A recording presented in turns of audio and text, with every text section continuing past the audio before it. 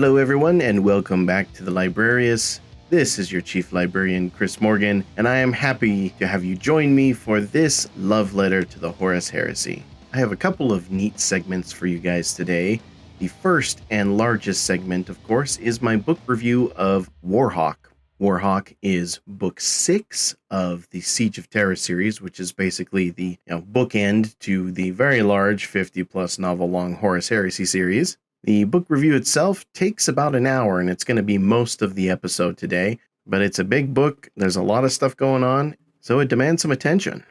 The second segment is going to be a little blurb on gaming in the Horus Heresy right now, and it's going to be kind of a state of the game / my current thoughts, and I will additionally be talking a little bit about the first round of gaming that I did in the Horus Heresy campaign that started off just this weekend. So very excited about that. I had a really good time, and it's just one of those moments where I'm going to selfishly geek out about something that I really, really, really enjoy. If I do this so much, I should probably start a podcast. Geekery jokes aside, there's been quite a bit that's been going on with me in the hobby the last couple of weeks. Some of it I'm not quite ready to share with you guys, but other bits I am, so let's go ahead and start with some just straight up hobby progress.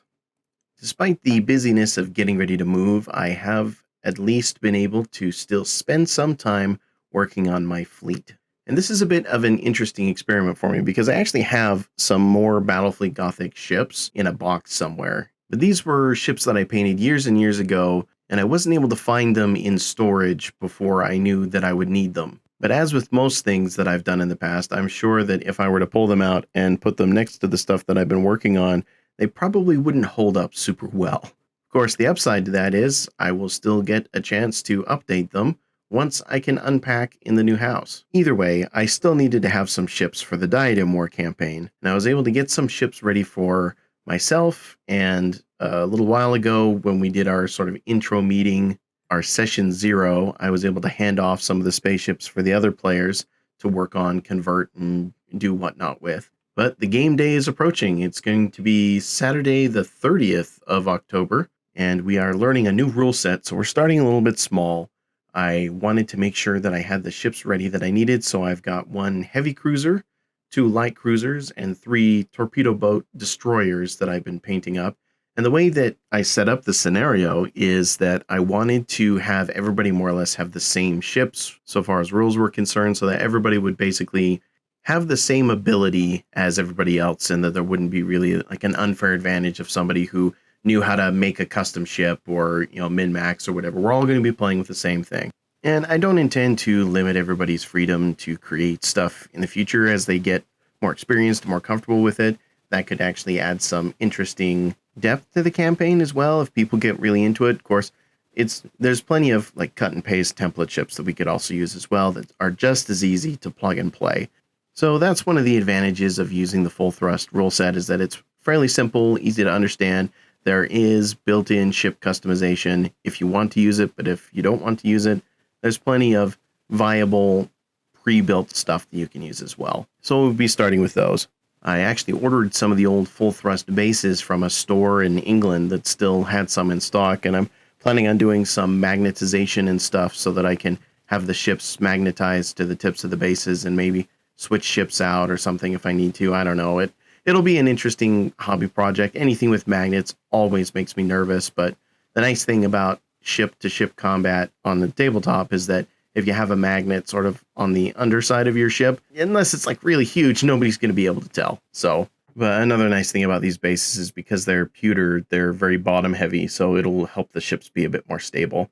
So once I get those bases and I can get them painted up, and they've already got all of the markings for ship navigation and stuff on the bottoms of them, then I'll be able to take some nicer pictures. But as you've probably seen if you've been watching this on YouTube, I've put up a few of the pictures here, and there's also, of course, some progress pics that are up on my Facebook page, facebook.com/BrotherCaptainMorgan.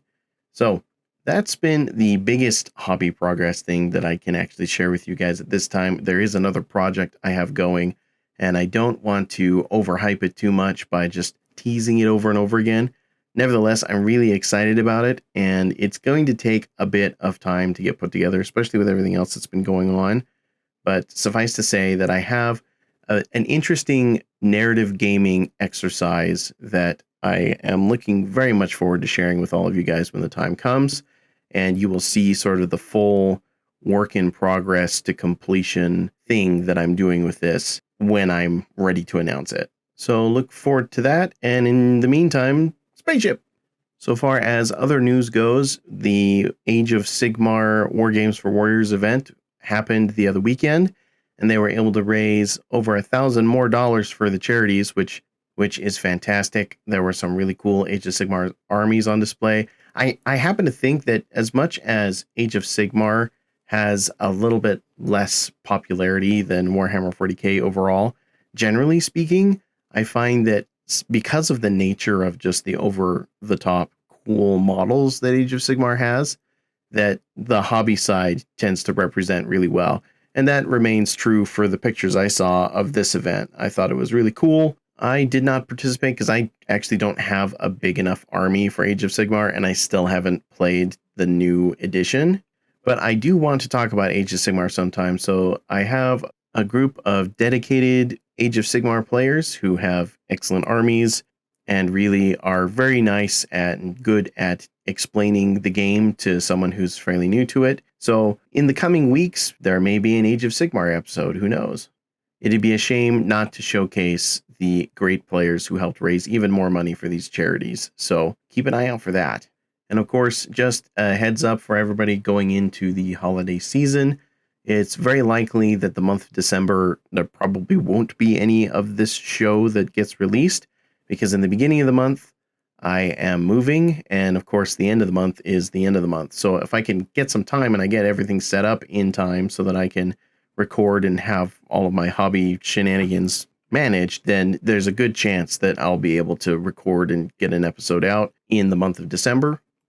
But in the meantime, just don't expect too much during December, and hopefully we can get ramped up again and maybe even have some bonus content ready for the new year. Inasmuch as I know that the new year is just kind of an arbitrary way of benchmarking something, and it doesn't actually, I mean, look at New Year resolutions, right? It doesn't actually end up making ingrained habits change all that often. It just kind of becomes the de facto, this is when things start up again, or this is when a new thing starts, and fair enough. So in the spirit of that, I'm hoping to kick off the new year strong with this podcast. And a large part of that is thanks to you guys, the listeners. I'm actually really pleased to hear that there appear to be a lot of people who are enjoying the show. So if you've been listening to this from the beginning, or if this is your first time checking out the show, I would just like to say thank you for taking the time to enjoy this thing that I've made and put out on the internet. So with that out of the way, let's go ahead and get started with our first segment, the review of Warhawk. So grab your library cards, pull out your bookmarks, and get ready to step into the Librarius.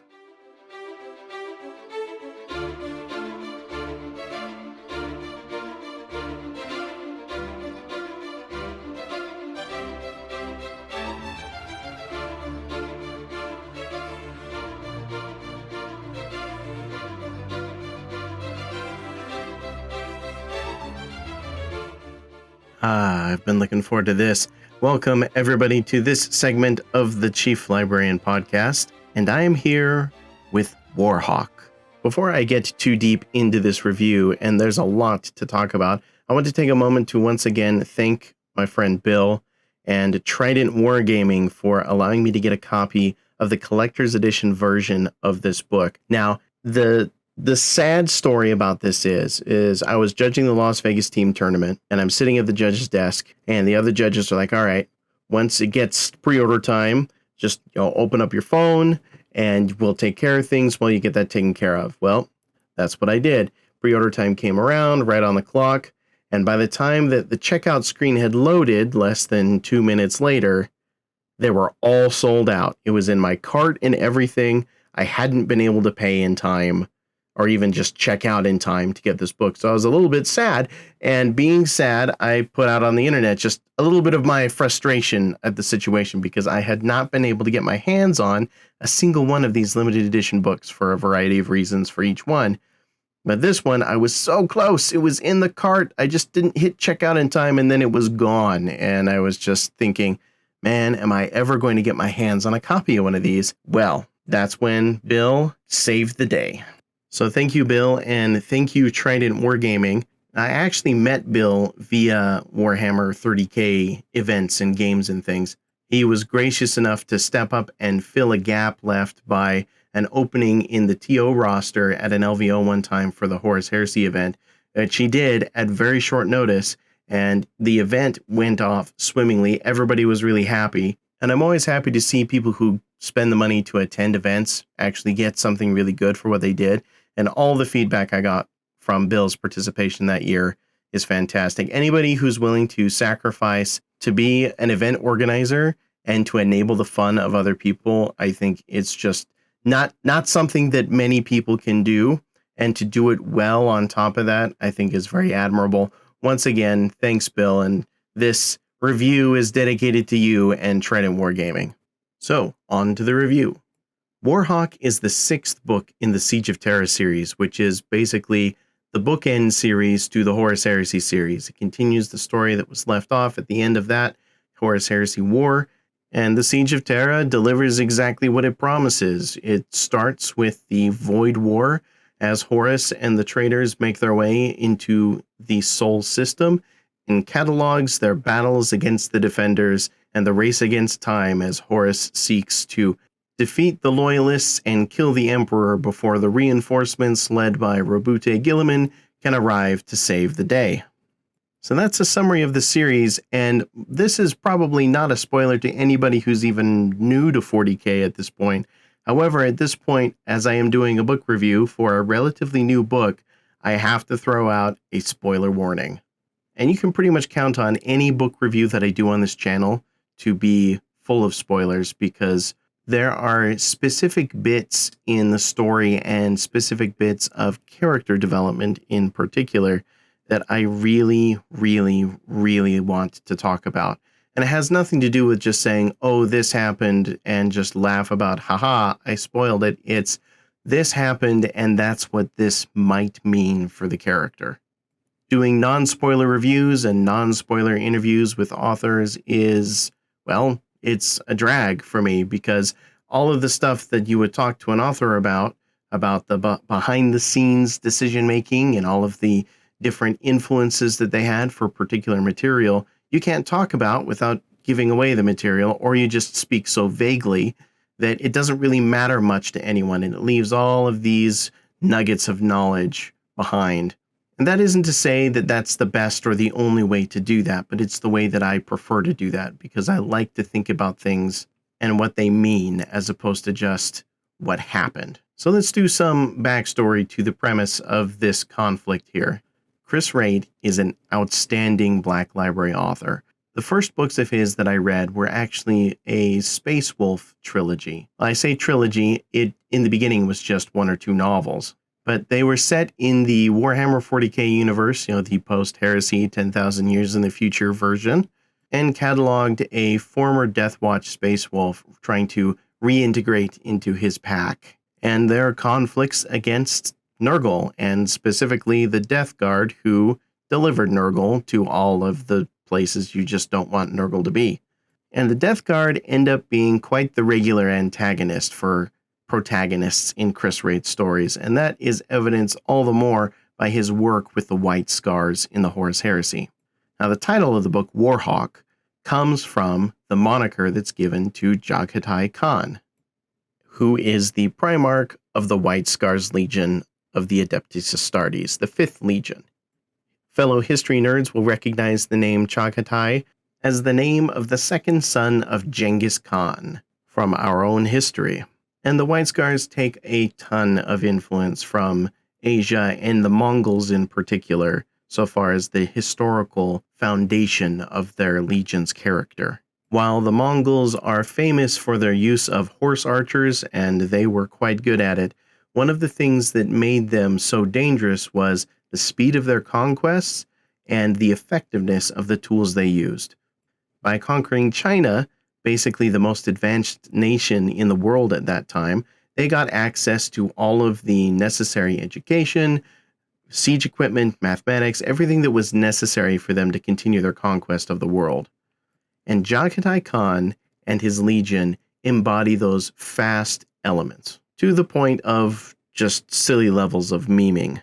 And of course, because this is Warhammer and science fiction, instead of riding on horses, which the Khan does on his homeworld of Chagoras, he rides on bikes, and they use speeders, and they use very fast lightning strikes to defeat their foes.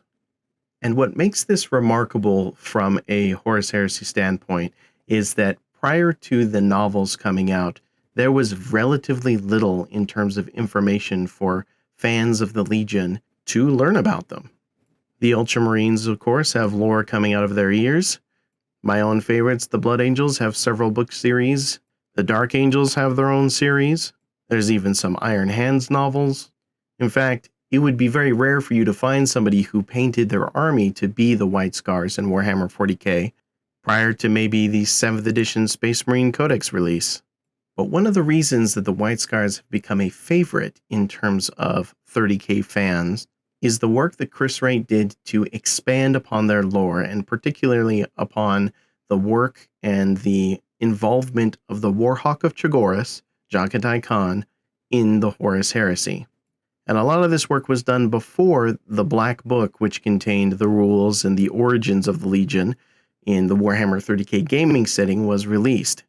So Chris Wright here, to me, gets the lion's share, looking at you First Legion fans, of the credit so far as the development of this Legion into something that fans not only can understand, but actually really enjoy the character and the development of. And while, yes, it is a lot about their nature and their method of waging war, which basically means strike hard, strike fast, it is also about freedom and the importance of not breaking faith. And those are the main themes, the main story beats for these characters that Warhawk sets to resolve. And the building blocks for this conflict lie in past novels that I definitely recommend you go and read. Most notably, the Scars novel by Chris Wright, and also The Path of Heaven, which details how the Scars got back to Terra. Now, one of the benefits, which is also simultaneously a drawback, of writing stories in the Horus Heresy, is that the outcome has already been determined to a large degree. There are certain events that were detailed in the Visions of Heresy compendium and then expanded upon in re-releases of that compendium over the years that laid out some of the major conflicts and story beats of this war involving each of the legions. For example, this was the first place where you would learn about the ambush at Cygnus Prime and its effect on the Blood Angels, though, again, it was spoken very broadly, very broad strokes, not a lot of fine details. That's what the novels are here for. And in that same vein, the White Scars' most notable conflict was during the Siege of Terra itself, where Jakatai Khan and the White Scars, the most mobile, the fastest, and the Oath Keepers, to face the unbroken, Nurgle-infested legions of Mortarion. And this is why I say reading Scars or reading Path of Heaven is so important, because the interactions between the Khan and Mortarion are set up in those books so that this climax can have all the more meaning. That's where the benefit comes from, because if you know that something's coming, that means that you can properly build up to it. However, the end result is foregone. We know what happens. We know the end of the siege, and we understand, essentially, the victor of these conflicts. That is why, more than anything, with a novel like this and with a series like this, that the journey be as compelling as possible. Because if it isn't, well, you may as well have just read Visions of Heresy and you have everything you need. But just because you have one of the big stakes laid out in front of the readers obvious to see, doesn't mean that you can't broaden the scope and expand on the importance of the actions there. Now, there is a point where you can go too far with this. It's like, oh, well, if he doesn't do this, then the nukes happen. And it becomes a story of a James Bond villain, really. The thing that keeps bringing us back to these novels is the relationships between the different characters. And since many of these characters don't last beyond the siege, this is the opportunity to tell a little bit more in detail some of the untold story and trauma of these characters. And there are satisfying ways to do this, and there are unsatisfying ways to do this. But if you want my short opinion on how Warhawk accomplishes this, then I would say it's mostly a win. And by mostly, I mean almost entirely. It was a fantastic book. I don't want to try and downplay it or make it sound like I enjoyed it less than I actually did, just so that I can sound smart or anything. It's just, there's a lot to go over here. So we were talking about stakes before, and let's lay them out here. In the last book, Mortis, the inner wall of the palace was breached. And a wall breach is a pretty terrible thing to have. So naturally, terrible things follow. The inner palace is where a large portion of the civilian population still resides. It's a continental-sized palace, so there's pretty much no way to evacuate everybody. And it's everything that we would expect from a siege that is doomed to see a complete victory on the part of the traitors. Rogaldorn did a fantastic job with his fortress, but it turns out that if your enemy never runs out of troops, and you can, well, it's a bit of a foregone conclusion. And that isn't to say that the traitors haven't had their own share of setbacks in one way or another, such as the Saturnine Gambit, which saw the majority of the 3rd Legion defeated, along with a nice, pretty chunk of the most elite of the Sons of Horus forces. However, some of the worst things that have happened as a result of this is that both of the major spaceports have been taken by the traitor forces. And these spaceports are the primary way that the largest of the enemy assets have been able to be delivered onto the planet's surface, such as the massive Titan Legios that were deployed in the last novel. And it is noted in previous novels that these spaceports will be crucial to receiving reinforcements from Guilliman should he arrive in time to assist in the siege. With these in enemy hands, their weapons turned towards the stars, even if the void were cleared by the approaching Loyalist fleet, should it arrive soon, the very defenses of the palace would be turned upon their saviors, at least to some extent. The inner palace is lost, the Loyalist forces are struggling to have an organized retreat, and the plan for defense now becomes a matter of see how much hurt we can give them on our way down, which is a fairly defeatist thought. And those defeatist thoughts are shared at the highest levels of command in the defense, including Rogaldorn. As you can imagine, having the one man responsible for holding this whole mess together begin to waver is going to have a massive effect on the ability of the defenders to continue, because above all else, they need time. Well, what is this thing that could actually make a Primarch begin to doubt himself? What kind of power could stall someone like that? Could make them less effective? Could even affect the mind of someone like that? That's where Mortarion comes in.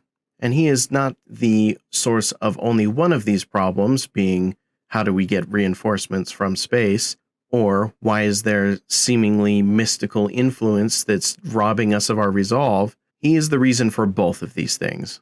With the majority of his legion lodged in the massive edifice of the Lionsgate spaceport, Mortarion is channeling the new power that he was granted when he sold himself to Nurgle by not just inflicting disease upon the bodies of the defenders, but also afflicting them with mental illness, which I think is one of the understated effects of Nurgle. And just a personal note on Nurgle here, anytime I see anyone talking about, the joys of Nurgle and them being happy and all of that, there's this Stockholm Syndrome-y feel I've always gotten from it.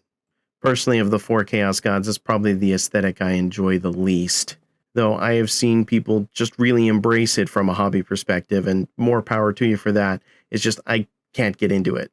So where I can't appreciate it as a fan, it certainly does make it a good bad guy for me as a foe. With a little bit of analysis paralysis going on, Jagatai Khan decides it's time for him and his legion to unleash themselves and reclaim the spaceport, to make a move to strike back against the traitor advance. Now, one of the things that the Khan has going for him here is that Perturabo has left the scene, and Perturabo was the one who was always planning on the sort of sally forth thing. He was the one who always had the redundancies and the plans within plans, from a siege perspective at least, to order the assault and to deal with any of the shenanigans that could come forth. And he was well aware of the Khan's disposition to not be behind walls. In fact, You could imagine that Perturabo and even some of the other legions would anticipate a move like this and be able to plan adequately for it. But Perturabo was relieved of his position, and he decided to take his entire legion with him, basically, yet again having another Perturabo temper tantrum. But this book isn't really about that. Where order is breaking down within the palace, the Khan is taking advantage of the confusion by organizing this sally forth from the walls onto and back to the Lionsgate spaceport. And he's doing this deliberately, trying not to draw the attention of his brother, which of course fails because this is Dorn we're talking about. He's kind of a control freak. But Dorn doesn't really have the energy or the capacity to attempt to stop his brother. He just sees it as one more step on the road to destruction, a feeling reinforced by Mortarian's foul magic. And while many of them may remain ignorant of the actual effects of the warp and the powers that are being used against them to this respect, the Khan is one of those few who never really underestimated the warp to begin with. From the very beginning, he knew that the Imperial truth was a lie, and he always retained his psychers.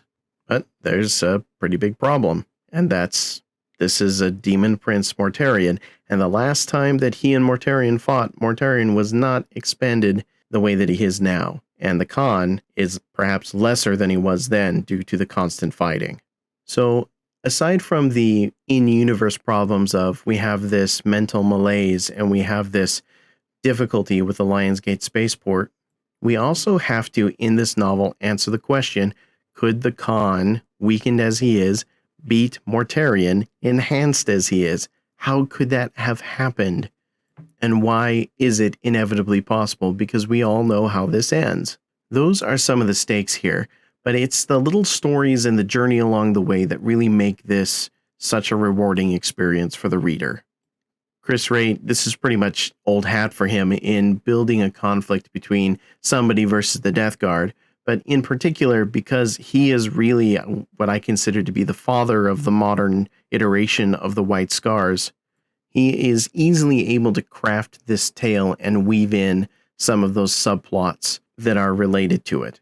What this novel also sets out to explain is the origin of the Black Sword and the Emperor's Champion, which is basically the story of Sigismund and his beginning as a Black Templar. Sigismund is definitely a fan favorite character. The Black Templars are a chapter that's very famous in the 40k fiction, and the knowledge that he was their first chapter master and his skill at arms, which were legendary even before it became more specifically legendary in this series, makes for a very interesting occurrence and something that I know that Imperial Fist fans have been looking forward to. And while I say it is pretty satisfying to watch that, I definitely feel like the conflict between the Khan and Mortarian is really where the heart and soul of this book lies. And to some respect, in order to build up to that conflict, you have to sort of pave the way. And a lot of the paving the way that's done in these series, and most specifically in the Siege of Terra, is a lot of panning out to a view of the broad conflict and then zooming in super, super close, generally speaking, on some of the mortals involved.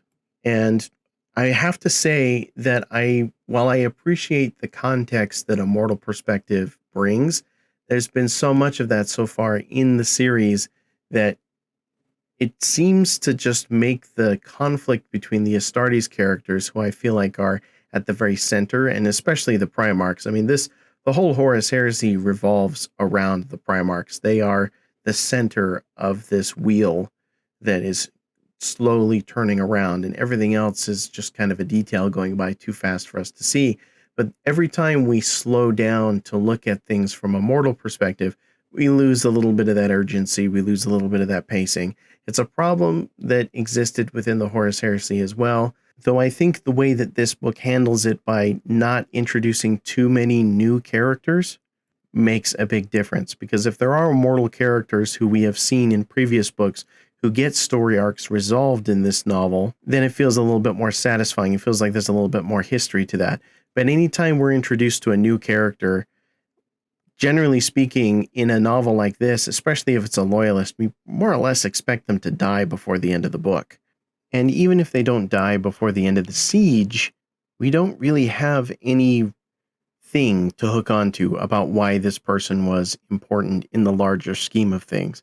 They solely exist to put a mortal context on what is basically a post-human war. So if it were up to me, I would have a whole lot less of the mortal perspectives that sometimes add a lot, but sometimes don't add much. In this instance, I think that the journey that we take with the tank company that joins the Khan out on his foray to retake the Lionsgate spaceport does certainly fulfill its task adequately. It puts a mortal perspective and a mortal viewpoint on some of the more immortal characters. So that's enough about that particular subject. I want to talk a little bit more about the significance of the conflict between the Khan and Mortarion. And even more than that, I want to talk about their personal character development during the events of this novel. So let's start with the Khan. Now, the Khan, one of the things that has been rankling him, and one of the main issues that he's had during this conflict, though you haven't seen a whole lot from his perspective since his first little sally forth across the wall, is that he needs to be free. He needs to be unchained. That his warriors are wasted behind walls and they need to be free. So if freedom is necessary from the Khan's perspective, it's the author and the novel's job to explain why. And to a certain extent, we understand that each of the Primarchs was created with a different thing in mind. And we've already had to see the Khan sort of come to terms with the fact that because of his nature, he was never close to his father, and he never got to ask him some of the questions about why this, why that he really would have liked to. Instead, he was more content to go off and do his own thing. And so the doubt that gets put in a character's head like that, one of the things that makes the conflict of his decision more compelling, is the idea that he has to confront not only with himself, but with everybody else who he's convincing to go along with him in this little adventure, that what they're doing isn't just a return to type. It actually has some significance. And while it doesn't have a great chance of victory, it has at least some chance of victory or a meaningful impact on the conflict at large. But how do you do that when he's essentially keeping it more or less a secret from the person who is in charge of the defense, from Rogel Dorn? Now, Dorn himself, of course, is fully aware of what the Khan does, but he's kind of too despondent to do anything about it. But they never really have an honest conversation about the whats and the whys during the course of this book. And if you asked some of the supporting characters why they were doing this, it would probably come down to their understanding of, well, the Khan's gonna con, you know? But that isn't very compelling. It's the risk of failure that generally makes something the most compelling, so far as risk-taking is concerned. Because risk-taking for risk-taking's sake, I mean, it can be entertaining, but it isn't engaging. And we as the readers already know that he is, at least to some degree, successful in his goal of retaking the Lionsgate spaceport. So it's the quiet moments and the quiet conversations, the moments of doubt, the moments where he's being introspective or he's trying to convince people that what he's doing is right, where you kind of get to see where his character grows. And that's especially in the moments of doubt where he has to show the most resolve. And I think the Khan's best moments in this book are the moments where he slows down and gets a little bit vulnerable, especially since that's so out of type for him. And of course, it's only with a couple of people, one of them being the advisor who more or less pushed him to the road that he would need to take to get back to Terra, who is a frail mortal woman. And I say frail as in body, she is ancient, but her spirit is about as alive and on fire as you could ask for. And her name is Ilya Farvalion, and she is loved and adored by all members of the White Scars. They treat her like some kind of sacred mother, almost to a certain degree. And it is her organizational know-how that allows a lot of this to actually succeed. And it's a role that's very relevant to her established character from other books. And this is one of those instances where her mortal perspective, I thought, actually deepened the story. And that had a lot to do with her interactions with the Khan. Now, one of the two main moments that I want to focus on so far as the Khan's character development come from his interactions with Ilya. There's a quiet moment where she's in her chambers alone. Well, she thinks she is, at least. Poof, the Khan's there, or actually he was there in the beginning, and she actually starts talking to him like, dare I say, an equal. I know that there's this majesty that's involved with the Primarchs, and fair enough, man. That's great. But Ilya is a humanizer in terms of this book. She is able to sort of discuss, look at, and allow the reader to understand an inexplicable sort of character. Because even as difficult to understand as most Primarchs are, and we have to sort of suspend our disbelief on how immensely capable they are of ridiculous things. I mean, at one point, the Khan just picks up a Leviathan Dreadnought and chucks him off the edge of the Lionsgate spaceport. And that's the cool sort of action that we want to see our Primarchs doing, because everyone's always kind of thinking, well, could my Primarch beat your Primarch? Nevertheless, this was an actual moment of character understanding that Ilya allowed. So I'm kind of undoing my own point about wanting a little bit less of the mortal perspectives. But in this instance, I'm talking about a character who, from the very beginning, has had this influence on the Legion. She wasn't just picked up for this novel and then we forget about her in later ones. She's here to stay. And her existence has meaning and significance to the Astartes that are really the main focuses of this narrative.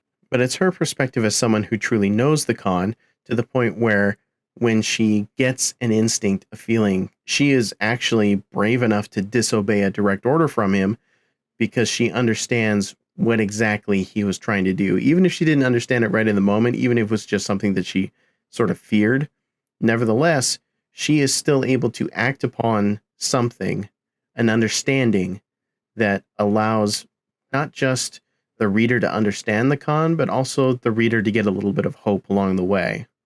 And the second moment of understanding the Khan and his character comes from the perspective of Sanguinius. Now, I know what you're thinking. Chris couldn't make it through without talking about Sanguinius' very, very small part in the book, because basically that's the whole reason I read these things, right? Yuck, yuck, yuck. But no, when the Khan wasn't willing to talk to Dorn about what he wanted to do, when he talked to Sanguinius about it, Sanguinius supported him because Sanguinius understood him. And how do you know that Sanguinius understood him? He made him laugh. One of the hallmarks of White Scars and fighting has to do with the joy of battle, and it's something that they lost at some point along the way. It's a main theme of the book. The Scars in general, who used to enjoy war to a certain extent, who used to go into battle laughing, are now just so worn down by the conflict that they no longer have the joy. It's like part of their soul has been lost. So that moment between Sanguinius and the Khan, where the Khan genuinely laughs at a comment Sanguinius makes about what he should do to Mortarion, really shows that not only does Sanguinius get the Khan by giving him a gift of laughter at what could be the last time they speak in person, it's also him giving his blessing to the Khan to do what he knows he needs to do. And if you're following along the book up to this point and you're getting the general sense of hopelessness, this moment of laughter really should stand out to you as a reader. It was the conversation that Dorn and the Khan never really got to have. And while it's such a short section, I mean, it's just this little action sequence with Sanguinius beating up on some word bearers, and who doesn't love beating up on word bearers, am I right? Nevertheless, it has, the fighting almost means nothing in that section. It's all about that interaction with the Khan. It's all about almost as if the Khan is kind of seeking his approval. And if you understand the relationship, you understand that the Khan and Sanguinius go back way, way back. If anyone has read the Khan's Primarch novel, they know that Sanguinius was the first one of his brothers to actually meet him, and he met him by chasing him down out on the campaign trail. If you haven't read it, I absolutely recommend it. It's a wonderful little scene in that book where they speak in person for the first time aboard the Red Tier. But it was Sanguinius trying to recruit the Khan to support the Librarius project with him and Magnus. So they have known each other for quite some time, and they both spoke on behalf of Magnus so far as the Librarius project was concerned in the Council of Nicaea. They both were somewhat vindicated in that by the way that things happened with the Horus Heresy. And here they are again at the end together. And instead of grandstanding and lecturing, Sanguinius not only likely foresees the importance of what the Khan is doing, but gives him his blessing. Of all of his brothers, except perhaps Horus before he fell, The Khan probably looked to Sanguinius for that sort of thing. He needed somebody to understand what he was doing. Because if he was just the Khan, if he was just, I'm going to go off and do my own thing, if I'm just going to be the stereotype, why would I even bother telling Sanguinius at all? No, he needed that reassurance, and he needed that laugh, and it was a great moment for his character. So let's talk Mortarion and the Death Guard a bit. Now, one of the things about Mortarion and the Death Guard's fall to Nurgle, especially after the hypocrisy of Mortarion's witch hunting, him being the one who raised one of the biggest concerns at the Council of Nicaea about the risks of warp craft and the sorcery of Magnus the Red, the reason the Emperor disallowed the use of combat psychers among the legions. And look, he's a demon prince. He wasn't even the last one to turn demon prince, at least not of the big four. And the main narrative that's been driven about this is that more or less Mortarion was duped into this choice by the clever machinations of Typhus, up to this point known as Typhon, but he wanted to be named after disease because Nurgle is weird. But my own booger prejudices aside, it was one of those things that just didn't quite fit in with how we imagine the Primarchs. Now, we know they're fallible. I mean, we've talked about Magnus quite a bit here. We talked a little bit about Perturabo's temper, if only in a little bit of a joking way. But Mortarion and all of them are insanely brilliant. Brilliant on a level that we can only imagine. Well, they are imagined characters after all. But the fact that Mortarion was outwitted, was outdone by a son of his, for Mortarion fans, that's kind of got to be a tough pill to swallow. Though, with the legacy that Typhus has, maybe that's just a point in his favor. But really, you kind of look at that and you think, well, if Mortarion is really a Primarch and they're really as on top of things as they're supposed to be, how could he have allowed this to happen if it's not what he really wanted? Now, this particular story gets told from the perspective of one of Mortarion's legionaries. And I think one of the most effective descriptions of what Chris Ray has done to the Death Guard is he's fully illustrated their fall to the Chaos Powers and Nurgle's effect on them. Where before they were the redoubtable, the stolid, the inexorable Death Guard, now they are slow, they're decayed, they're dealing with that sort of Stockholm Syndrome effect where they're happy to be sick and it doesn't make any sense. So these Space Marines who are acting sort of as Mortarion's lenses, the means by which us readers look at Mortarion, a lot of the time that's spent with them has to do with them coming to terms with exactly how they turned out the way they did and how they should perceive their Primarch and his role in it. Because those who are unsure with what happened or unsure about what happened, but they still want to have faith in their father figure, have to come to terms with what happened. Was Mortarion really a victim here? And it takes a demon showing one of the characters exactly what happened in order for that to make sense to this character. But if there was ever an unreliable narrator, it would be a demon. How could you trust a demon? Lies are part of what they're made of, but some lies are best mixed in with the truth. So the book teases you with some of these insights, some of these reminiscings of the past of the Death Guard, and it starts to make you question exactly how much of a victim Mortarion was. And if he wasn't a victim, why would he allow himself to be thought of in that respect? So Mortarion, like so many of the traitor Primarchs, is basically not being real with himself. He's not being honest about who he is or why he is the way that he is. Why did he seek power from Nurgle? Was it forced upon him? Was he desperate for it to save himself and his legion? Or was he desperate for his own empowerment? And the journey to the answer to that question is definitely worth reading, even though this isn't my favorite sort of thing in terms of the subject matter. I'm not terribly interested in chaos. I don't really like the Death Guard. I nevertheless enjoyed the insight into Mortarion's state of mind, because that's the root of an interesting antagonist. I would dare say that Mortarion's hypocrisy is one of those things that makes him almost weirdly compelling. Indeed, if you are a reader of any of the Dark Imperium novels or any of the novels that have been put out by Guy Haley about Guilliman's face-off with Mortarion in Ultramar, then you'll know that Gilliman makes that point to Mortarion, is like, you are such a hypocrite. Look at what you've become. After all the values that you pretended to have, you have become exactly the thing that you wanted to stop everyone from becoming. How can you even rationalize this? And if you read that and then you read this, you understand what's going through Mortarion's head at that point isn't, I was duped and I'm trying to cover for it. It's, I did this on purpose and I'm trying to cover for it because it gives me the trust of my legion. But the conflict that he has with his son Typhus is a great sort of foreshadowing of the way that the legions are falling apart, especially on the Chaos side. I mean, there's a lot of that that's going on. Of course, we have Fulgrim off doing his own thing after being beaten back, and his son's pretty much getting wrecked. And then you have the whole Perturabo thing. The traitors could barely get themselves to work together in the beginning, and now the loyalists are starting to fragment somewhat. But the one thing that they really have is they still are united in this antagonistic relationship towards each other. And that all comes to a head when the Khan and he meet. And we'll talk about that meeting in just a minute. I want to touch on a couple of the other story beats that are put in here before I forget to do that. And I'm going to reiterate that this talks about some pretty spoilerific stuff, because this is stuff that is pretty just straight up new to the Horus Heresy itself.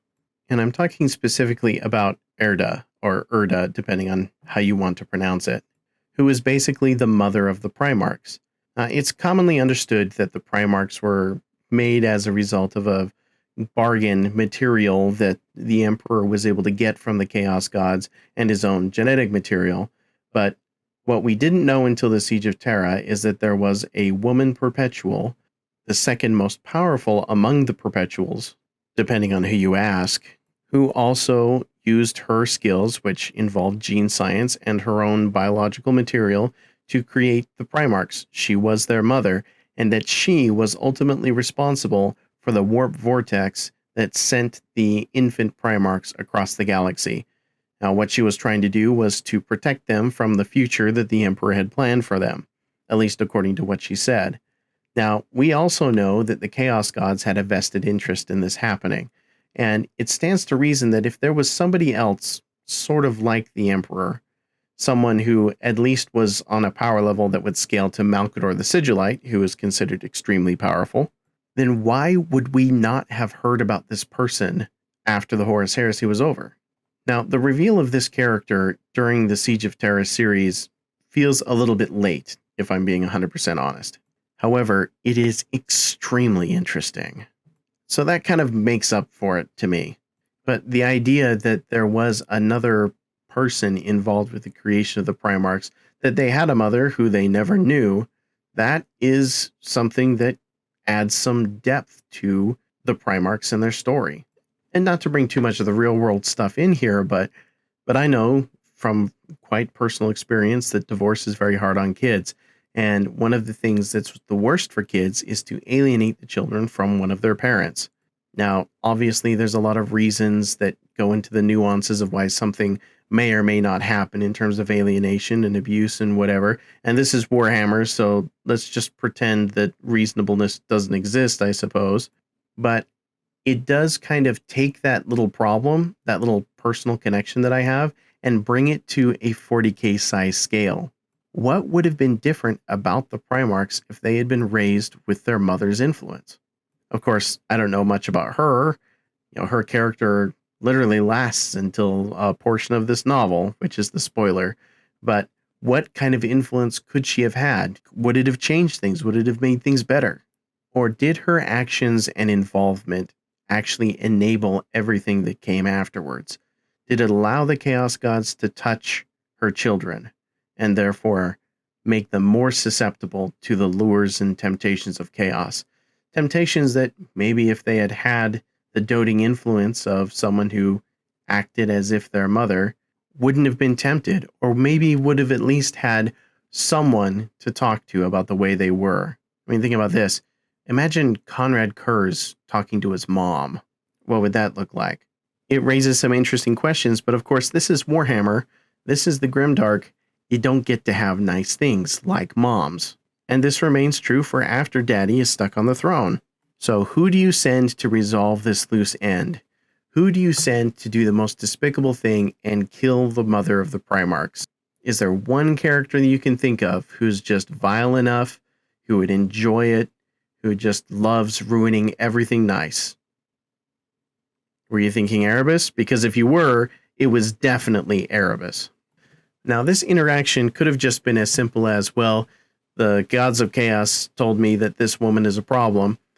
We should do something about it. But instead, it was a matter of him coming to her almost worshipfully, reverently, with, expounding on the virtues of the things that she did to enable all of this to happen, and how the chaos powers are actually interested in having her join them in a meaningful and powerful way, and that her inclusion among the pantheon could even rival the influence of the anathema himself.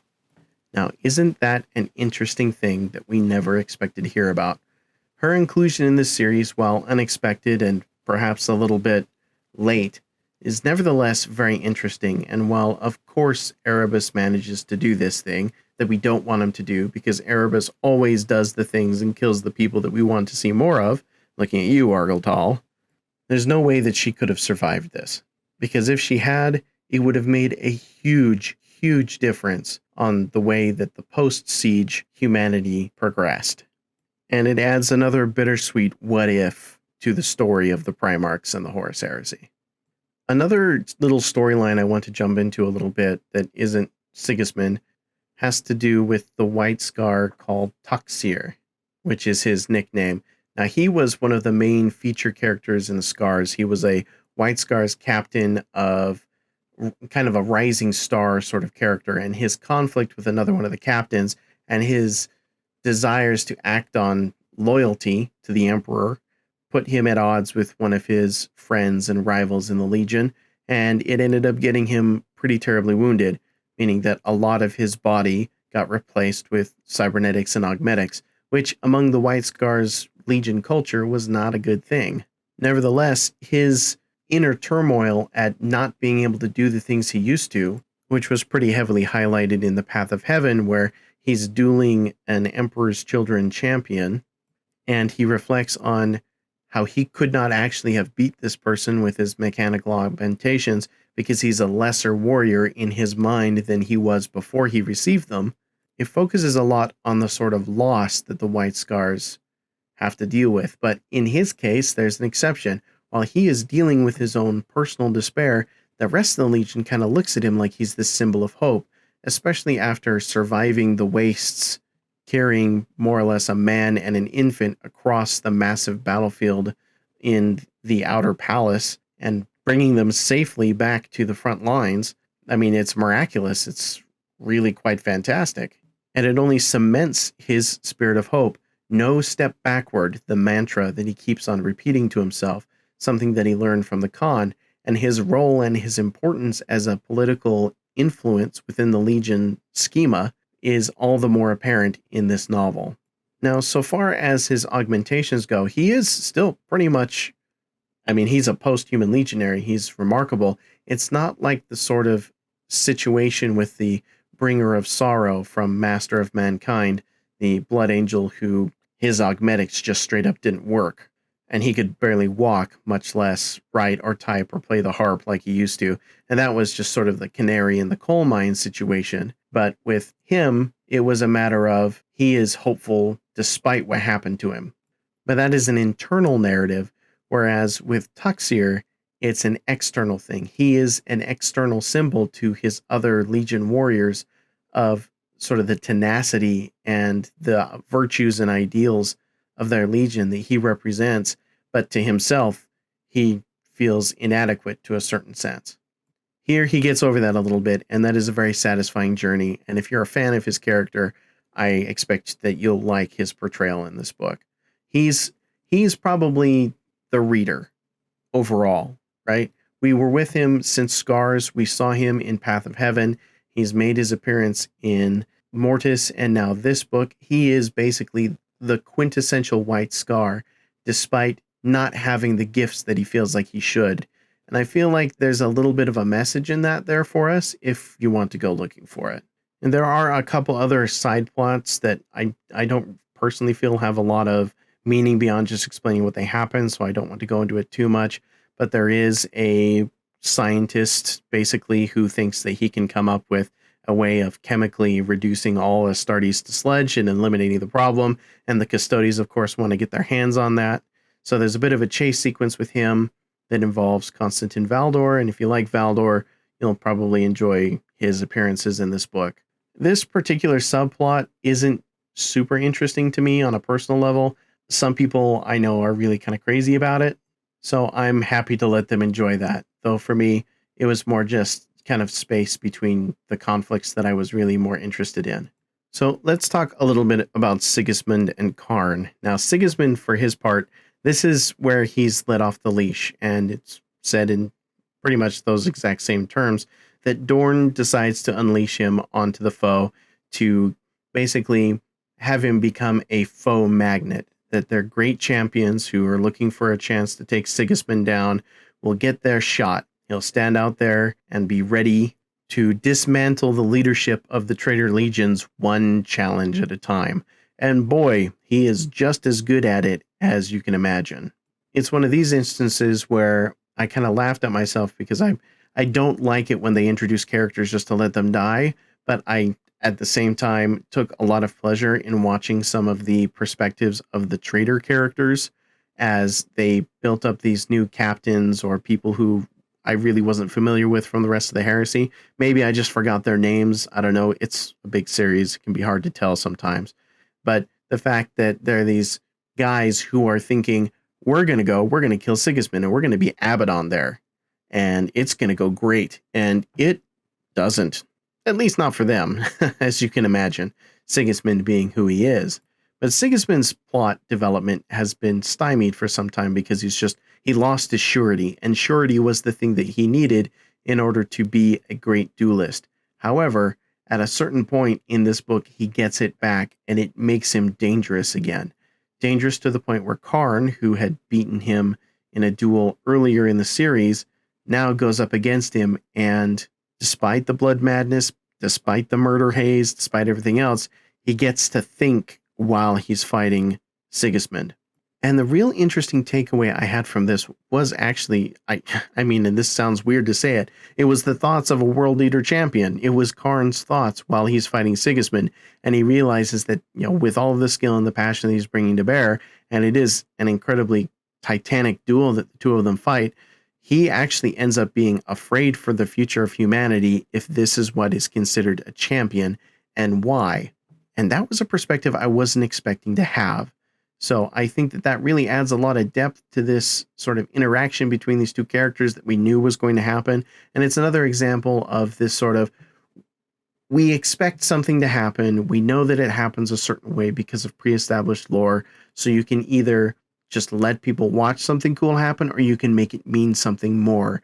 And I think that Chris Wright did a good job of making this moment mean something more than just two cool fan favorite characters fight each other and we all have a good time. So with that out of the way, let's talk a little bit about the conflict between the Khan and Mortarion. And this is already dragging on pretty long. Even so, I have to talk about this. This whole gambit that the Khan is doing will fall apart if Mortarion ends up being able to live, because Mortarion not only is his legion in command of the Lionsgate spaceport, but he is also the one who is inflicting this mental damage onto Dorn and the commanders of the Imperial Defense, something that, if it isn't dealt with, they will not have the resolve, the will to continue the defense and last until Guilliman arrives. So Mortarion is a problem. He has to be removed. So what does this confrontation look like? And how do we look at this confrontation in a similar way to the way I just described Karn versus Sigismund, where we know that this occurs? How do we make it meaningful? But before any of that, I have to get to just the sheer entertainment factor of the Khan fighting his brothers.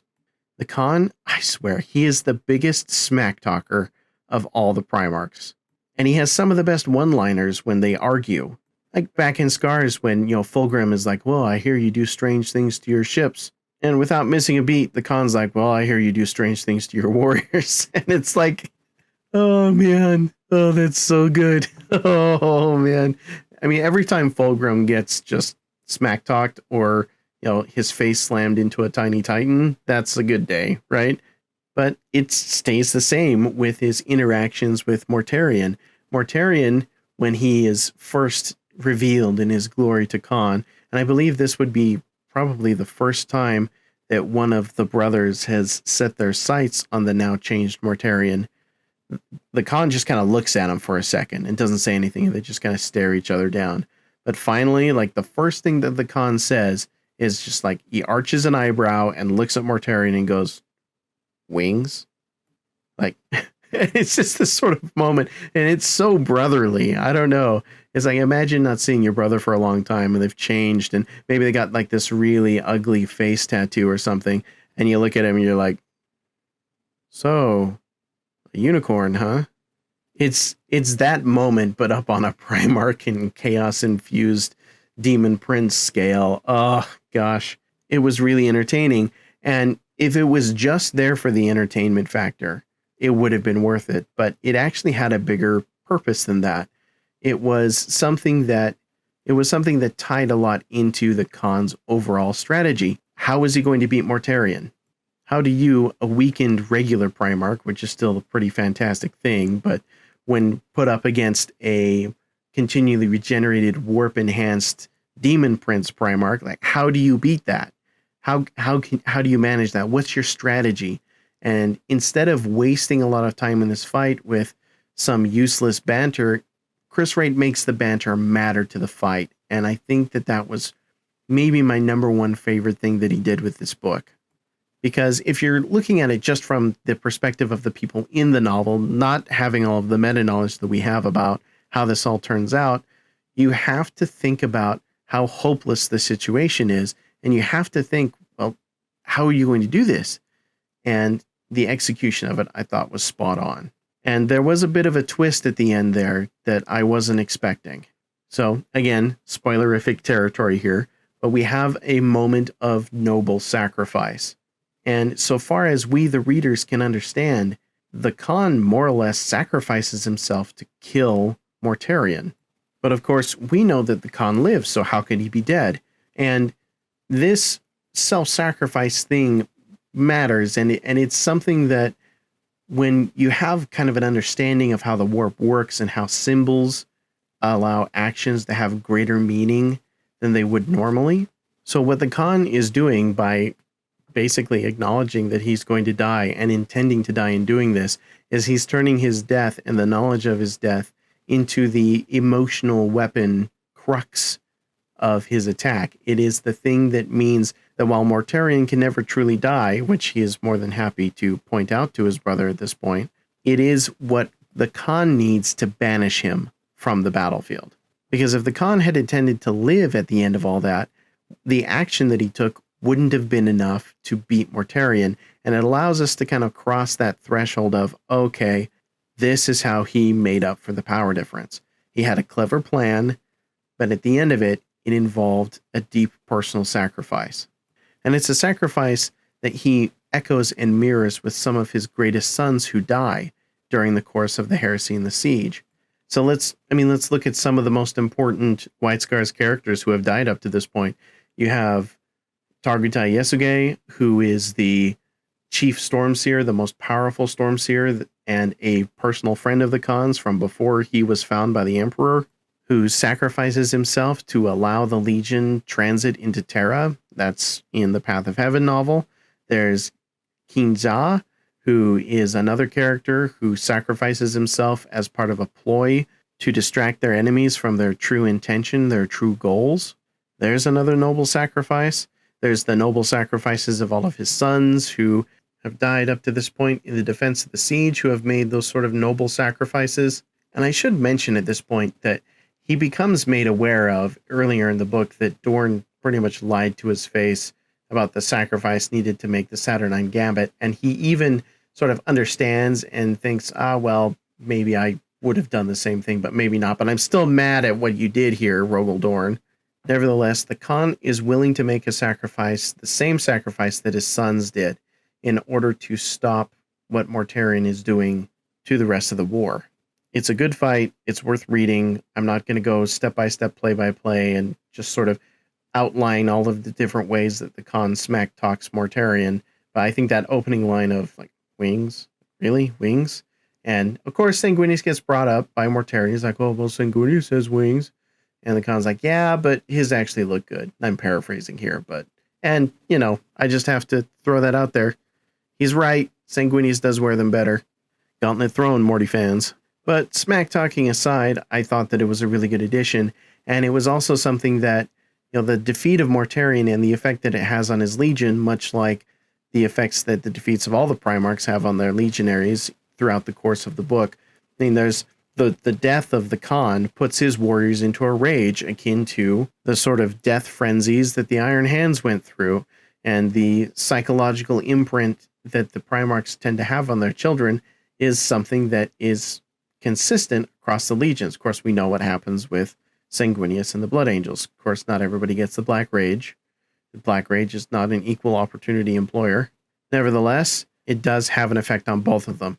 The Khan's legionaries go into a murder frenzy, and then on the other side of it, cut off from their Primarch and his connection to the war, the Death Guard start to become self-aware.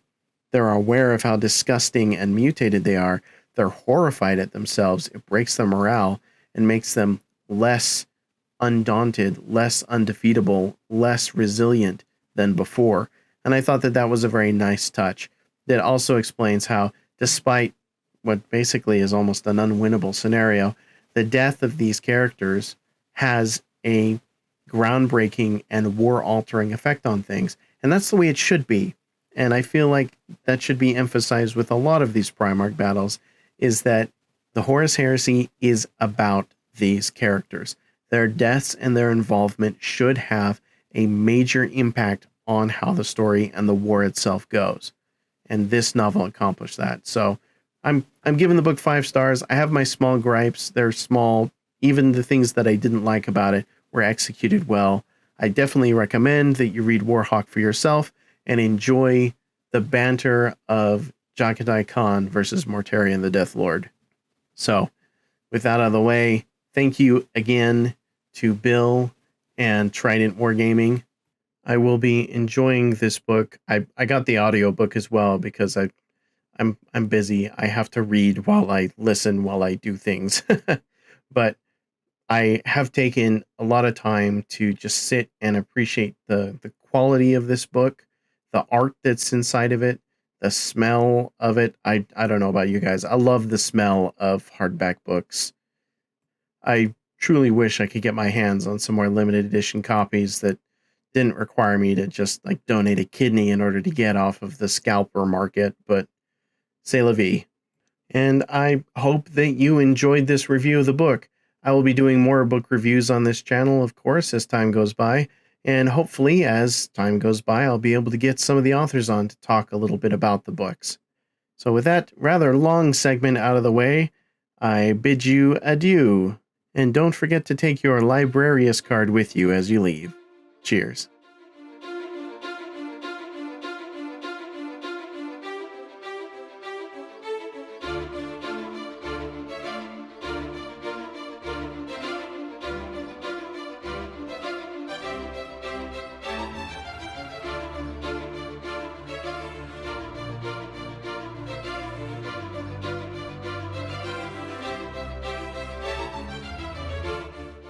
Hey, tough luck tonight, buddy. Yeah, tough new hotness, more like it.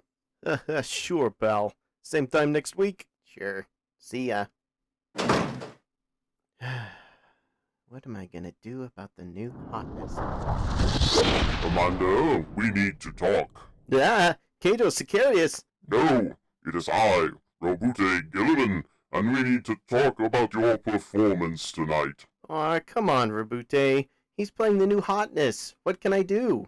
Well, the Codex says to use the terrain to your advantage, not leaving your whole army set up in the open. But, Rabute, the best I can do is this packing styrofoam that came with my dad's TV. Heresy! You can do better than that. Buy some MDF terrain from Frontline Gaming. Frontline Gaming?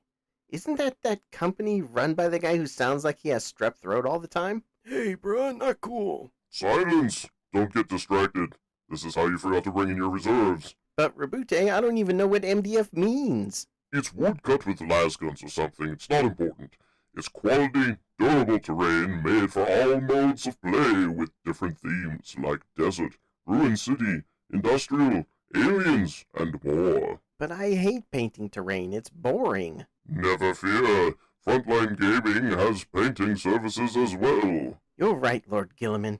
I should order some. But how do I do that? Where do I start? Go to www.frontlinegaming.org to find out more about terrain, miniatures, painting services, hobby articles, and events. Gee, thanks, Rabute.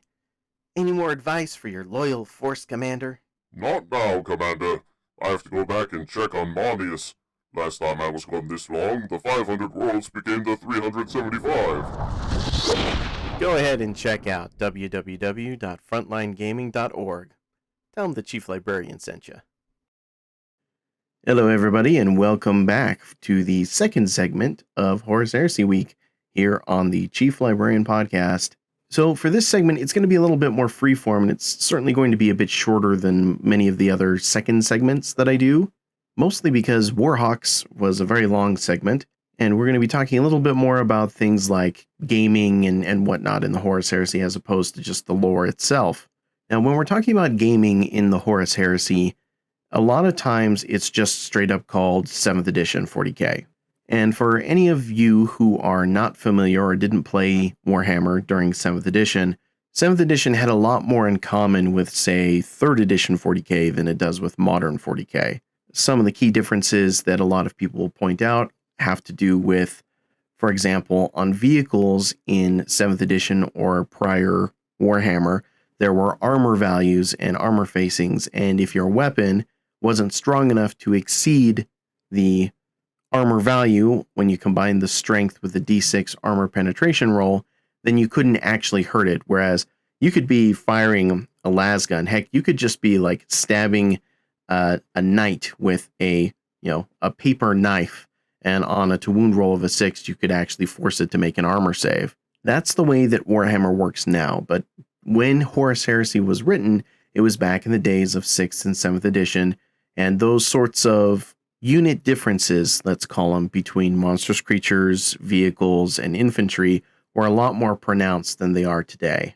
There's no keywords, there's no characters who are separated from units. That's another thing about the Horus Heresy, is that if you had a model that had the independent character keyword, you could attach it to a unit freely, and you could leave a unit and join another unit. And often, instead of having characters who had auras and ranges to those auras, instead you had something to the effect of the unit that this character is attached to gains the benefit of that character's unit helping abilities. And attaching characters to units was one of the ways that you protected characters at the time, as opposed to, are there 3 models in between you and the character that are within 3 inches of the character, and having the characters operate, well, more independently, say, than what the old independent character rule would allow them to do. Some of the other differences include the way that you remove models as casualties, where instead of being the target of an attack and then choosing from among the models in your unit which one dies, instead it's a matter of who is closest. Who is closest to the shooting or melee attack that was done that caused that model to be removed. So in that sense, the positioning of your units, like if you had an independent character in a unit, but you put him out front and you got shot in the face with a melta pistol and failed your save, there were only a few things you could do to try and protect him. One of them was called Look Out, Sir, which is where you would roll a dice and basically a dude would jump in front of the character and be like, no, look out, sir, and then bam, he's gone, assuming that you succeed the roll. Additionally, AP was done a little bit differently, where you would have, say, an armor save of a 3+, and if the weapon that was shooting you had an AP of 4, 5, or 6, it didn't have an AP sufficient enough to penetrate your armor, so you always got your 3+ armor save. Whereas right now, in modern 40k, some weapons have an AP of a -1 or a -2, where they actually modify the number you need to roll in order to save that unit. And these are just a few of the differences and changes between the editions of 40k. And it was assumed very close to the beginning of 8th edition, when a lot of these older rule styles came to an end in 40K itself, that Horus Heresy would quickly follow suit. Instead, the Horus Heresy team decided that instead of invalidating all of the black books, very expensive, like $100 books that they put out, that had a bunch of different rules for all the different legions, all the different campaign stuff, all of the stuff that would modify or make invalid everything that they'd come out with, and especially since they hadn't finished coming out with rules for all the legions in that set of rules, that switching over to the 8th edition style 40K would be not appropriate at the time, so far as I understand. And so they just doubled down on the 7th edition rules and decided to make it their own. They made some changes to the way that certain rules worked and interacted with each other, but for the most part, the rules stayed fairly consistent with what had been 40K since about 3rd edition. If someone were to, say, have stopped playing the game in 3rd or 4th edition and come back to start playing Horus Heresy, they would still be familiar with a lot of the basic concepts. Now, there were mixed feelings about how this came about so far as the community was concerned. 8th edition 40K was a new thing, and it involved a lot of changes and, to many people, some major improvements in the way that the game was played. And among the 30K community, there was some hesitancy to continue to play 30K while they were interested in the new shiny changes of 8th edition 40K.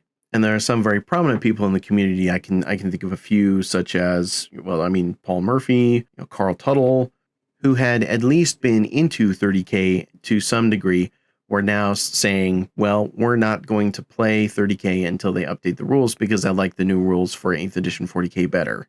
And their opinions mattered a lot to several people who adopted those opinions for themselves. And I'm not trying to make it sound like anybody abandoned the game or anything like that when they shouldn't. That's really a bad way of looking at things, because you enjoy what you enjoy and you play what you want to play, and that's the way that hobbies should be done. If you're not enjoying the way something is, or if you want something to change and you're willing to wait, and that's up to you. That's a personal decision, and I don't think it's worth hating on. On that same note, I also feel like the sort of flip side to that you abandon the game attitude was the attitude of people who did no longer want to play Horus Heresy, looking down on people who still played in that old, archaic, imbalanced 7th edition rule set. I mean, even in the last episode where we did the Why I Love Dark Angels, Ben Gabbert was talking about having 7th edition PTSD, which is gloriously overdramatic, and I love him for it. Nevertheless, there were people who didn't enjoy the old rule set as much as they enjoy the current Warhammer rule set, and the idea that people were still enjoying the 30K way to play, which, after they came out with their own rulebook, became more of a 7.5, if anything. It was different than regular 7th edition, but the game was always different to a certain degree, because this was a game that was more about Space Marines fighting Space Marines. And that is probably the only major weakness to the Horus Heresy so far as overall popularity, because you're just not going to get people who don't like playing Space Marines or non-Xenos armies to buy into the game. Now, on the other side, the engagement of people who do play and the people who love that story and want to play in that Civil War conflict is very high. And people who enjoy playing Horus Heresy are some of the most passionate hobbyists and passionate gamers that I have ever played games with. There's something about it that combines some of the best and, in some cases, some of the worst elements of fantasy, sci-fi fantasy gaming and historical gaming at the same time. And perhaps this explains a little bit of why I fell in love with it so much when I initially started playing back years and years ago, because my dad is primarily a historical wargamer. Most of the games I grew up playing until I started playing Warhammer, if it wasn't Full Thrust, the space game, which was very much in my interest at the time, it was playing Civil War games, American Civil War games, I should clarify. There's been a few Civil Wars around the rest of the world, but I also played games in the Napoleonic Wars and the Revolutionary Wars. I also played some games of night battles during feudal European times. There were games that involved the Romans. And so I have a fondness for that type of gaming, and the Horus Heresy, when I started playing that, kind of scratched that itch for me at the same time as allowing me to buy into and play into the lore and the narrative of Horus Heresy. But if there were one thing I think that sells the Horus Heresy more than anything else, and it's something that sells the Horus Heresy novels as well as the Horus Heresy game itself, was that this was the time where all the Primarchs were active. And the popularity of Primarchs in general, particularly after the novels started coming out, and then reinforced by the stories that we got out of the Black Books that Forge World put out in support of the game system, was that these characters were powerful archetypal heroes and villains with tragic flaws, incredible feats of strength and depth of character that we got to engage with as gamers in a way that we hadn't beyond just experiencing some of the stories from the Visions of Heresy books. It was just small snapshots, brief 1 or 2 or 3 paragraph summations of battles and small little blurbs on fan art and card art. And I would compare it to something to the effect of, imagine if you were a fan of mythology, say Greek mythology or Roman mythology or Egyptian mythology, and you got to play a game as those characters when up until that point it was just myths, it was just stories, but now you have these tangible things and you have this ability to simulate and role play and engage in that. And then the game system itself allows you to self-insert by creating characters that you can use in the game that could represent you and role play that a little bit. I think that self-insertion is one of the greatest strengths of a hobby like wargaming. And where there are some instances where people are more interested in just seeing the heroes that have already been created and playing out a fantasy that you are they, at the same time, there's a large number of people who just want to act out, what if I was there? And like it or not, Xenos player or Imperial player, the Horus Heresy events had a major impact on the way that any kind of Warhammer 40k is played. Now, you had the war in heaven between the Eldari and the Necrons and the old ones and all that. And that was an incredibly important event, though. I mean, that one is now sort of the mythological, we don't really have much beyond vague description sort of thing, but we know that it was important. At the same time, the Horus Heresy, the entire history of the galaxy in this fictional universe pivoted at this point from one direction to a vastly different, and depending on who you ask, much worse one. But it's the personal betrayals, and betrayal, from a psychological perspective, is one of the most impactful experiences that someone can go through. And many of the listeners of this show can probably pick out certain instances of varying degrees of seriousness where they have been betrayed or perhaps personally betrayed somebody or something, an ideal or whatever, and that can have a major impact on your life. So the Horus Heresy has this emotional impact, and I think that more than any other reason is probably the reason why, even though it didn't switch to the 8th edition rule set, I still enjoyed playing in that universe. Now, we can all have our different gripes about the different things in Warhammer rules that we like or dislike.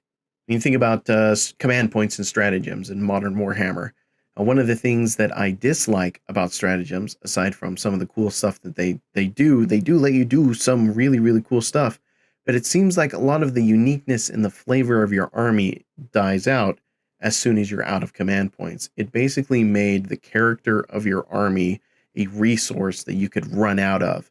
And I'm not a super big fan of that sort of thing. I like my Blood Angels to feel like Blood Angels all the time.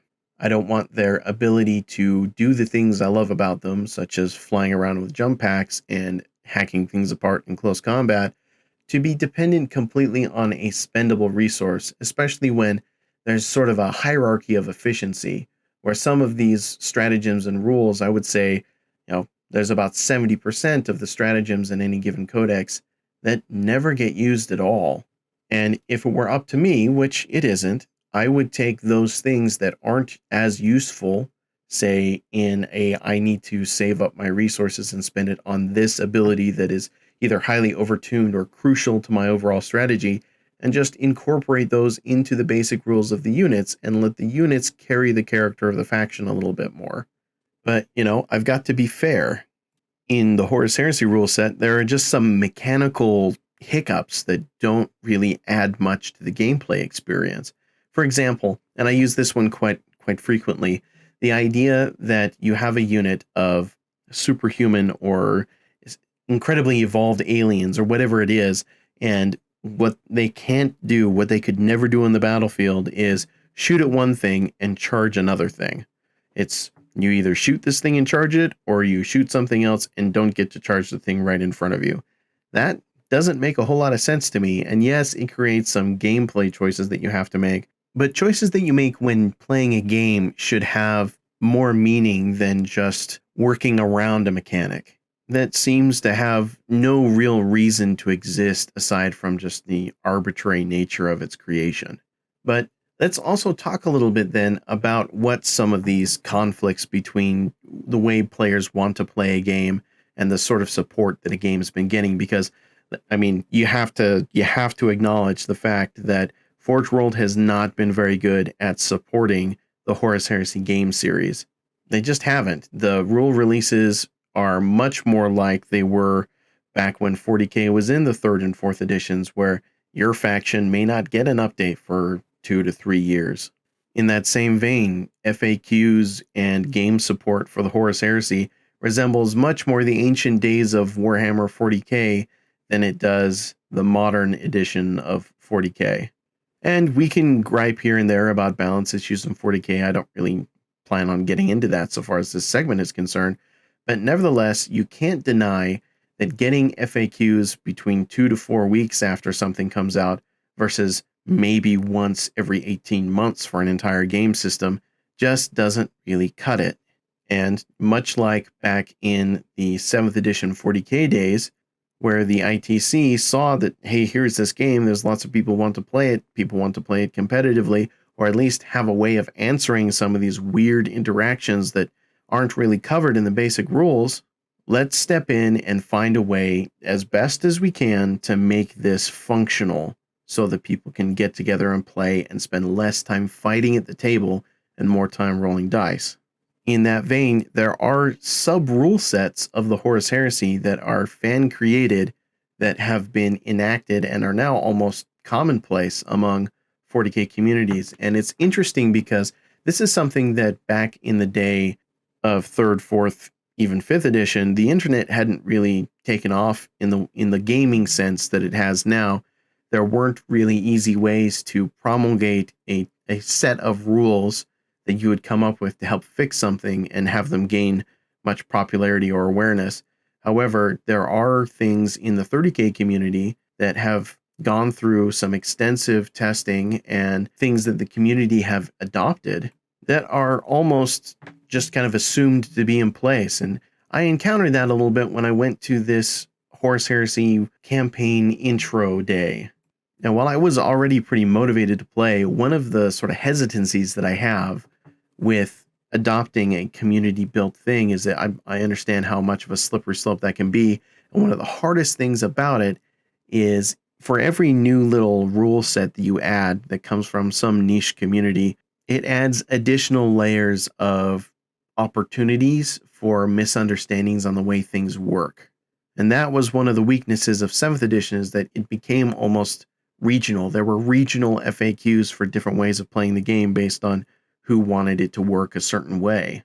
Nevertheless, I will say that I have been generally impressed by some of the care and attention that's been put into resolving some of these things in the Warhammer 30K Horus Heresy community.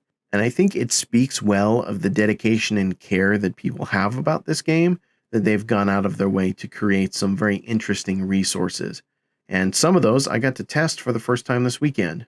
There is an Australian group called Mournival that have put out a sort of an FAQ about the way that they want to play the Horus Heresy, and one of the things they changed is the way that the psychic phase works.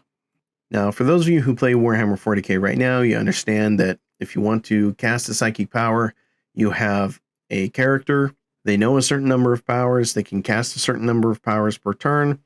Each power has a certain difficulty to cast, and you roll 2 dice and you see if you can beat that, and then the opponent, if they're able to, will try to deny that by rolling 2 dice and attempting to exceed the number that you rolled. And so far as psychic systems go, it's okay. The 7th edition way of doing it was that you would generate a certain number of warp charge. It was almost kind of like the old Warhammer Winds of Magic, where you'd roll a d6, that would be the number of power dice that you got to have. You would then add a d6 for every psychic level that your characters had that were on the table. And then you would attempt to cast powers, and you just basically have that pool of dice to choose from, and each power would have like a level that you would need to exceed. And when you're casting the power, you would roll the d6, and on a 4+, you would get 1 success off. Certain powers would require multiple successes, so you would basically, if you needed something with 2 successes to go off, you would roll 4 to 5 dice if you could to try and guarantee that that would go off. And then your opponent would use the same pool combined with their own psychic levels if they had any. And in order to deny that, they would need a 6, barring some kind of bonus or something that they could receive. And it became a little bit of a resource management thing, but it was awfully skewed towards the people who had a lot of psychers in order to deny something. The Mornival take on this that I got to try out when we were gaming yesterday was almost a mix between that and the older 5th edition way of doing psychic powers, where you'd pick your psyker. If they wanted to cast a power, they would have to pass a leadership test, and then the opponent would attempt to deny or block that, or at least influence the roll in some way. So you would pick your character, and they would have a d6 per psychic level, and those d6s would basically be the resource you would consume to cast a power from that character. So you'd consume 1, you'd attempt to cast the power by rolling a leadership test. If you were successful, the power would go off, and your opponent basically just gets 1 d6 to try and turn it off. And if they roll a 6, they deny it. And while I wouldn't say it's a perfect way of doing it, it is absolutely a very simple way. And by allowing the opponent to attempt to deny everything, and the fact that they just need 1 6 to deny something, skews and favors the denying player a little bit more than the old system did. So for you Mornival guys out there, congratulations on making an improvement. I do feel like it still needs a little bit of work, at least in the presentation, and this might be me as a technical writer speaking, but if I was somebody who was not a long-time Warhammer 40k player and I read your explanation packet, I would not exactly know what to do. I think that the methodology needs a little bit better clarification, and the formatting of your documentation makes it a little bit harder to read and to find stuff. Nevertheless, I don't want that to take away from the fact that it's obvious that these guys have expressed a great deal of care about this. And to even just create anything as a resource for somebody else, to do it for free and to put it out there as a way of bettering the game is an act of gaming courage, let's say. And I certainly have quite a bit of a respect for them doing that. As someone who was involved quite a bit in some of the ITC stuff from back in 7th edition, at least in terms of the readability and the way the information was presented, I mean, that's basically how I got to start working with Reese in the beginning, was that I went over there as part of a school project, and I took that 60-something page FAQ thing, was able to condense and reword those FAQ questions, organize the information into something that had an outline that you could just hot click over to the section that you were looking for, and then it was organized by faction. Everything was worded much clearer, and I cut that 64-something page FAQ down to like 48 pages and made it much more user-friendly and easier to navigate. I feel like, I can offer that advice to those guys in good faith. And if they're interested in getting any of my help with that, I'm just going to throw that out there, that I would be happy to volunteer and assist with making that a more readable and user-friendly set of documents that they've got. But let's not nitpick about the rules for much longer. Let's talk about just the experience I had playing Horus Heresy. And it was just a small game. It was 1,000 points. It was Zone Mortalis. And gosh, I don't know what it is about it, but it was so fun and so smooth and so fast that I had more fun with that one short game of Zone Mortalis than I think I had in the entire last tournament that I went to for Warhammer 40k. Now, so far as how this campaign is set up, it's very, very loose and free form. The organizer, Aaron, was very clear that He wanted this to be something that new players could get into, something that was accessible, something where we could start small, that people who didn't have fully painted armies could, earn bonus campaign points or something for bringing a newly painted something to a game that day, even if the whole army isn't there. It's something that's very open, loose, and not as structured as, say, the stuff I'm doing for the Diadem War. And frankly, there is a time and a place for that, and I think that this was a good move on his part. Now, if you throw all of my 30k stuff together and I were to bring it in one list, I've probably got well over 10,000 points of stuff that I could put on the table.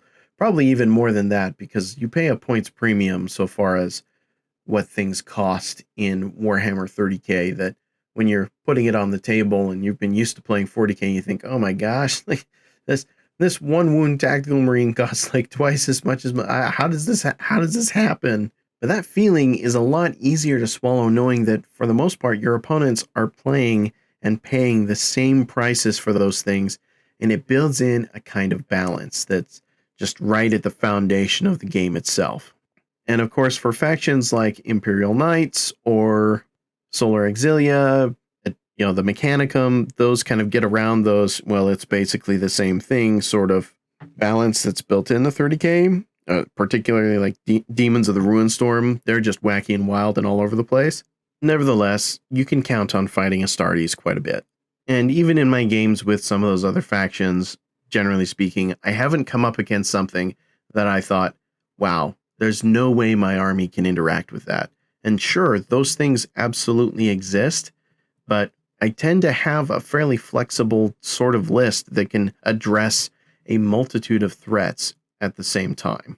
So we discussed the way that this campaign is going to go, and while I was tempted to start a new faction, I ended up, just for personal and just I bought a house reasons, not to just straight up order a bunch of Thousand Suns to start a new slow grow campaign with Thousand Suns. Frankly, I don't know if that would be a wise move for me at the moment, though I am still very interested in trying that later. I still wanted to play with Blood Angels, and Blood Angels are my heart and my soul in this hobby. And I'm sure that all of you will get tired of me talking about them the longer this podcast goes on. Just you wait until I get around to doing a full series about why I love Blood Angels. Nevertheless, one of the big draws of Blood Angels in the Horus Heresy specifically is that this is the only time that I would actually get to game with my Primarch on the table. And I want that. I want to play in that fantasy. I want to have the warlord who is me fighting side by side with the Primarch who I admire so much as a character. And I may as well just enjoy that fantasy while it lasts, while that opportunity still exists. But of course, you don't bring a Primarch at the beginning of a slow grow campaign. It'd be a little silly. So instead, I started with something that I was very interested in playing with as a character, and something that I could maybe grow with during the course of the campaign and learn to use a little bit better.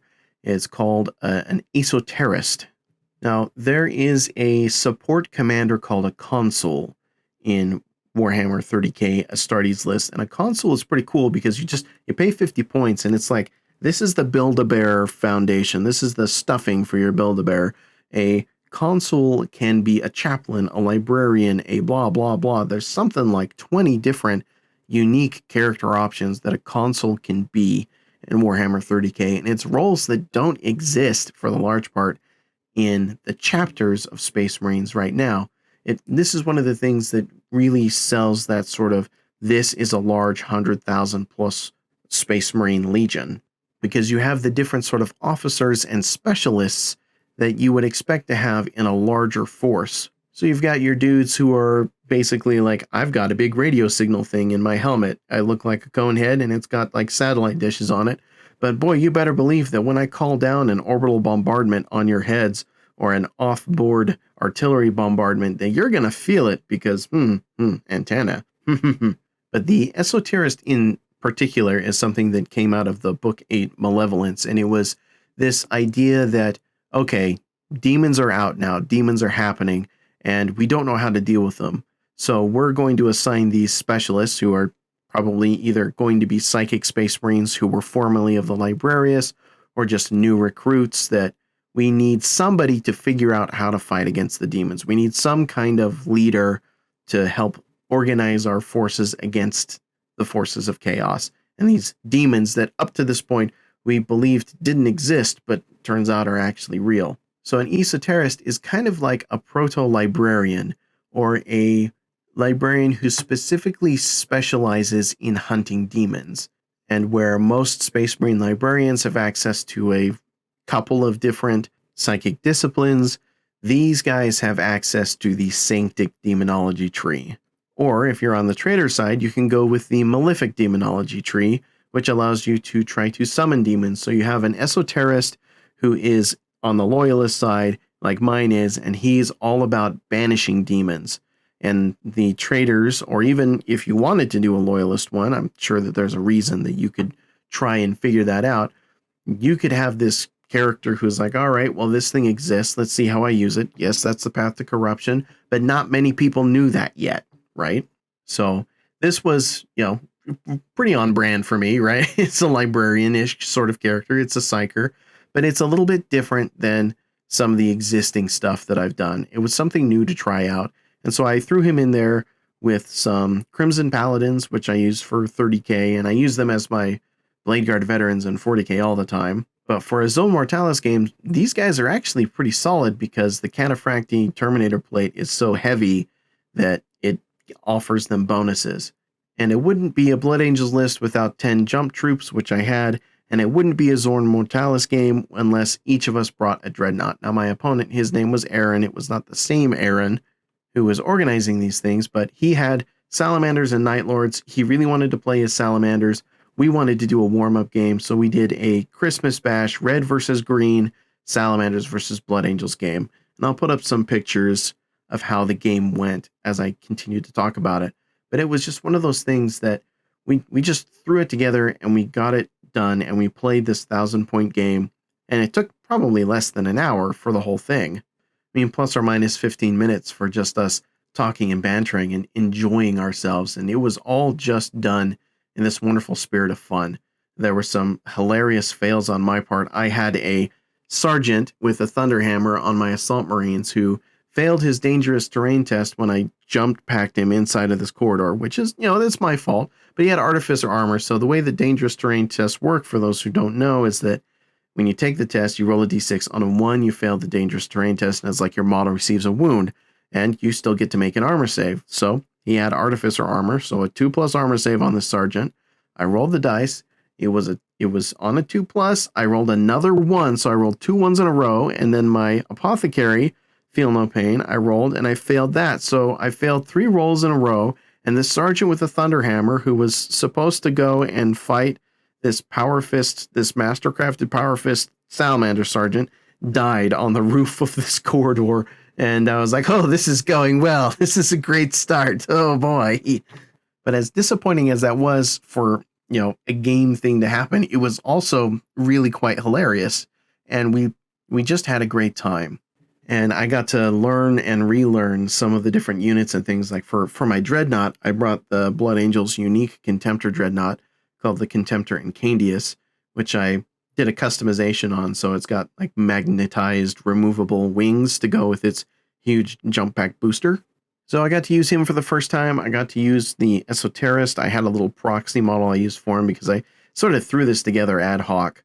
And I'm going to be building, I think, an Esoterist specific model for 30k because I think that he's pretty cool. So I built a power armor version of him and probably a Terminator armor version of him. I'm thinking Tartaros plate for that one, so he can do some sweeping advances. But it was fun. I had a really good time. I really enjoyed playing the game, and I'm really looking forward to this, even though it's, I'm definitely over prepared for a slow grow campaign. Nevertheless, if it's going to continue to be this fun, I still have models that I can make. I still can contribute and do new things with my 30k force. I've got a bunch of Angels tiers that are that are ready to be put together. I have some Dawnbreakers that are mostly assembled that I just need to finish with some. I have some custom jump packs I'm doing for them.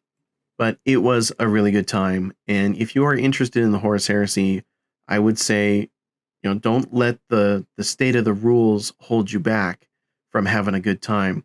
There are, of course, plenty of rumors out there about, and there's some photos even of a new Horus Heresy plastic box set that will come out likely sometime.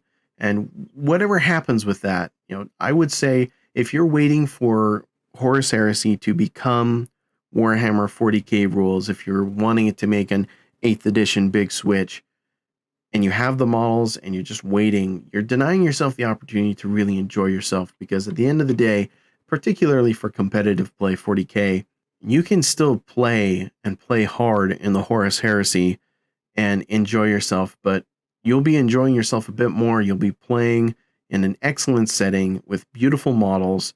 You won't spend a ton of time on a very complicated score sheet, and you can still enjoy all of that about 40K and still enjoy 30K. So this is kind of my thesis, I guess you could say, to this segment, is that yes, Horus Heresy rules aren't perfect, but neither are 40K rules. And if you are interested in the setting, don't deny yourself the opportunity to have a good time just because the rules aren't perfectly where you want them to be. Because I guarantee you, no matter what rule set you're playing with, no matter what game system you're using, none of that is perfect either.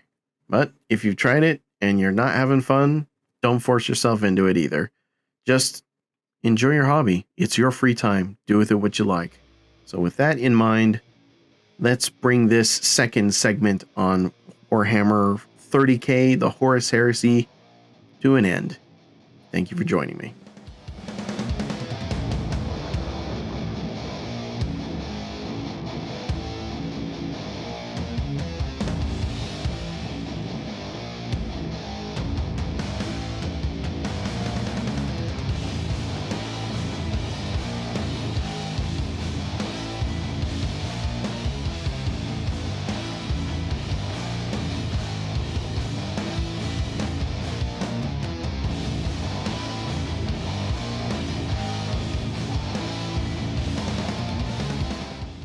Thank you, everyone, for joining me again on this little foray into the Horus Heresy.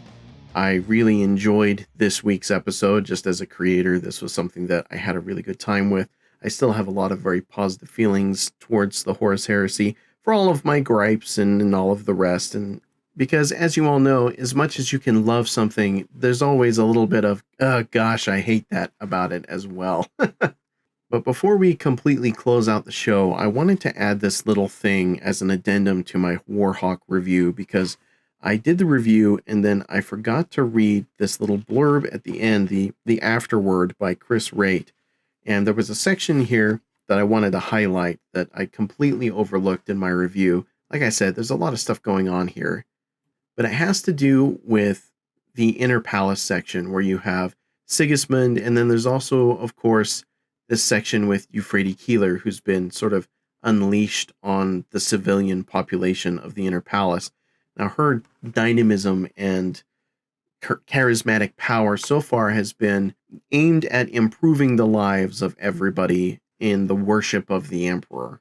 However, there's this section here where Chris Raitt talks about sort of the overriding theme of the Horus Heresy is that things could have been much better, and then they stopped being better, and then they got terrible and so much worse. That's the great tragedy of the Horus Heresy. It's this message that keeps getting punched into our faces with every book that we read. There's always something about what could have been and what has been lost. So I'm going to read this little excerpt and kind of leave this thought with you as I close out the show. Quote, "We've spent a lot of time, quite rightly, showing how depraved the Chaos forces become during the course of the heresy. This is the phase of the conflict, though, where the Imperial side finally starts to admit to itself that unity is a busted flush, and that if humanity is going to survive, then it'll need to start considering a different kind of philosophy. In the words of the old 40K blurb, this is when they really start to forget the promise of progress and understanding, and when the grim darkness closes in for good. We see this a bit with Keeler, who begins to create an Imperial cult that a citizen of the far future might well recognize, as well as both Dorn and Valdor, who under the strain of command begin to contemplate things they would never have done before the heresy. But it's Sigismund who, for me, embodies this core change most completely."